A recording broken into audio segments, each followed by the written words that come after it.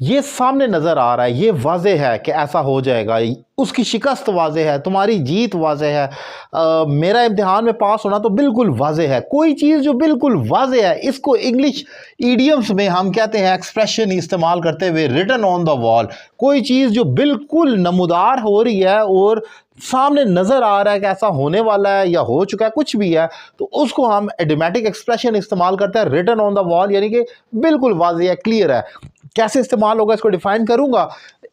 इसको एग्जाम्पल के साथ अगर सीखेंगे तो कंसेप्ट जरा क्लियर होगा कि ये एक्सप्रेशन किस तरीके से इस्तेमाल हो सकता है। जैसे मैं कहता हूं तुम्हारी कामयाबी वाज़ेह है, यानी कि बिल्कुल जो चीज़ें नज़र आ रही हैं, keeping in view the current scenario, मैं ये बिल्कुल वाज़ेह देख रहा हूं कि भाई तुम्हारी कामयाबी तो वाज़ेह, तुम पास कर लोगे। तो मैं कहूँगा your success is written on the wall, यानी कि आप ऐसे समझ लें कि तुम्हारी कामयाबी तो जैसे दीवार के ऊपर लिखी हुई है। दीवार पर लिखे होने का मतलब आप अगर गौर करें तो यही होता है ना कि कोई चीज़ वाज़ेह होती है, तभी तो आप दीवार पर लिखने का मतलब ही होता है कि वो वाज़ेह नज़र आए, सारी दुनिया पढ़ सके उसको। तो मैं कहूँगा your success is written on the wall, तुम्हारी कामयाबी दीवार के ऊपर लिखी हुई है, यानी कि वाज़ेह है।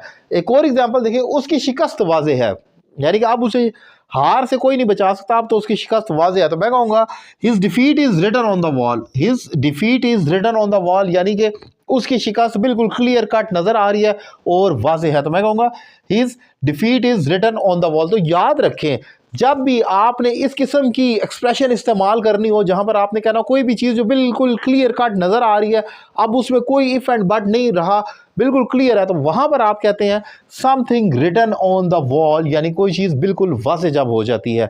जबकि अगर कोई चीज़ किसी के चेहरे पर नमूदार हो रही हो तो तब भी आप ये इस्तेमाल कर सकते हैं that is written on your face. ये वहाँ पर भी कहा जा सकता है, गलत नहीं होगा। It is written on your face, तुम्हारे चेहरे पर लिखा हुआ है, यानी कि ये वाज़ेह है कि जो तुम करना चाह रहे हो या कहना चाह रहे हो। तो इस किस्म के फ़िक्रे हम इस्तेमाल करते हैं अपने डेली रूटीन में। एक एग्जाम्पल आपके लिए छोड़कर जा रहा हूँ कि उसकी मोहब्बत बिल्कुल वाज़ेह है, उसकी मोहब्बत बिल्कुल वाज़ेह है मेरे लिए, उसकी मोहब्बत मेरे लिए बिल्कुल वाज़ेह है। इसकी क्या इंग्लिश होगी कमेंट बॉक्स में लिखें ताकि मुझे आइडिया हो आपको कंसेप्ट क्लियर हुआ है कि नहीं।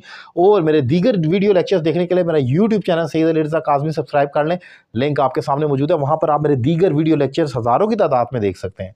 Thank you very much.